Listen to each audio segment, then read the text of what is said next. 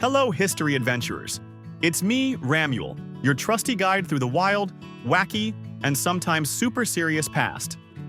Today, we're going on a whirlwind tour of the world between 90 AD and 110 AD, a time of awesome emperors, unstoppable empires, and a guy who really wanted to be eaten by lions. Our story begins with a true hero, Ignatius of Antioch. He was an early Christian bishop, a religious leader in one of the biggest cities in the Roman Empire. Here's a cool fact.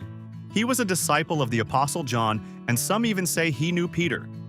That means he had a direct line to the teachings of Jesus himself, which made him a big deal. Around 107 AD, during the reign of the Roman Emperor Trajan, Ignatius was arrested for his faith. He wasn't just put in a local jail. He was condemned to death and sent on a long journey from Antioch, in modern-day Turkey, all the way to Rome. The plan was to throw him to the wild animals in the famous Colosseum, but Ignatius wasn't scared.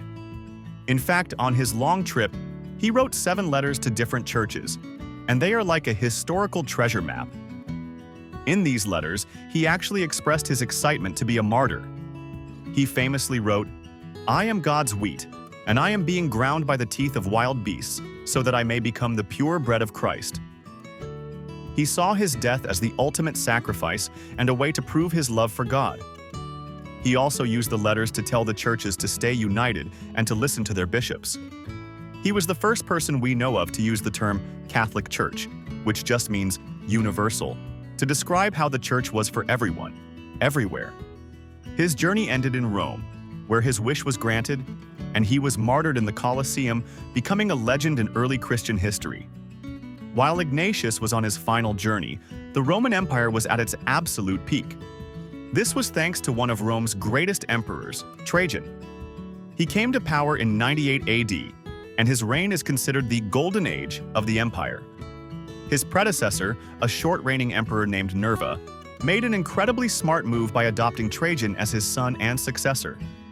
This was a new idea, and it meant that for the first time in a while, the empire had a smooth, peaceful transfer of power, instead of a bloody civil war. Trajan wasn't just a smart leader, he was a military genius.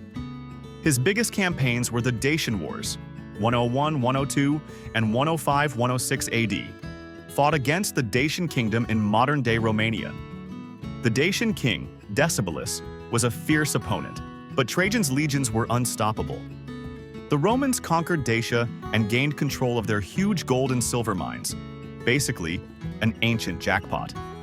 This massive victory is still celebrated today on Trajan's Column in Rome, a giant stone pillar carved with a spiraling story of the entire war. Trajan also spent all that new money on some epic construction projects. He built new roads, bridges, and aqueducts, and in Rome, he created a magnificent new plaza called Trajan's Forum.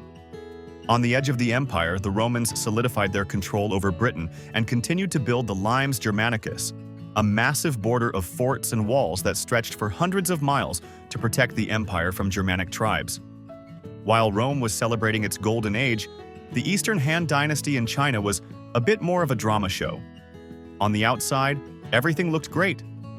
But on the inside, the emperors were often young, and the real power was secretly held by sneaky court officials and powerful eunuchs.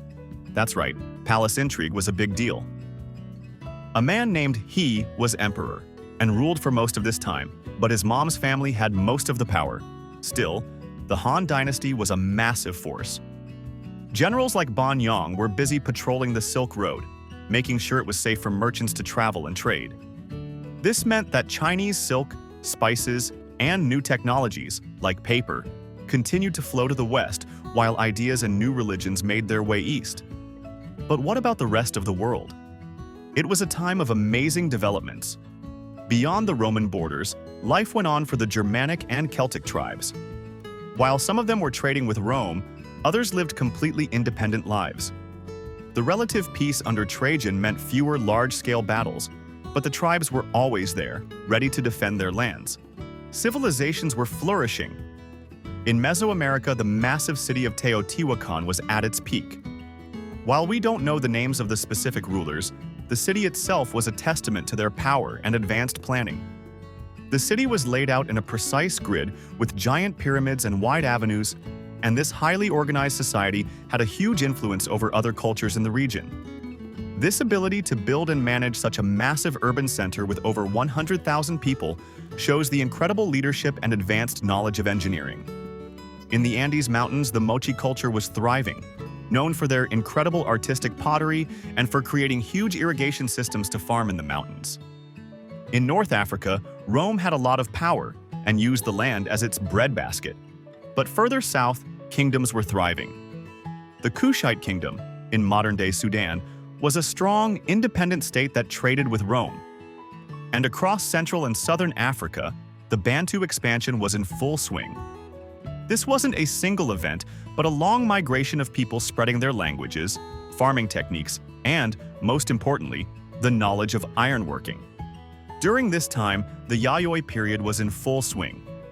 Life was changing in Japan as new technologies like rice cultivation and iron tools, introduced from mainland Asia, transformed their society from small villages into larger, more complex chiefdoms. Get this. While everyone else was building empires and fighting wars, the ancient Polynesians were on the high seas.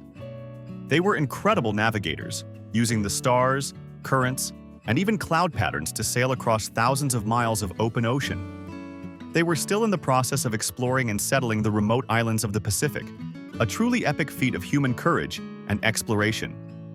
So there you have it. From a brave martyr's journey to a Golden Age emperor and amazing civilizations being built across the globe, the world between 90 AD and 110 AD was absolutely packed with adventure and change.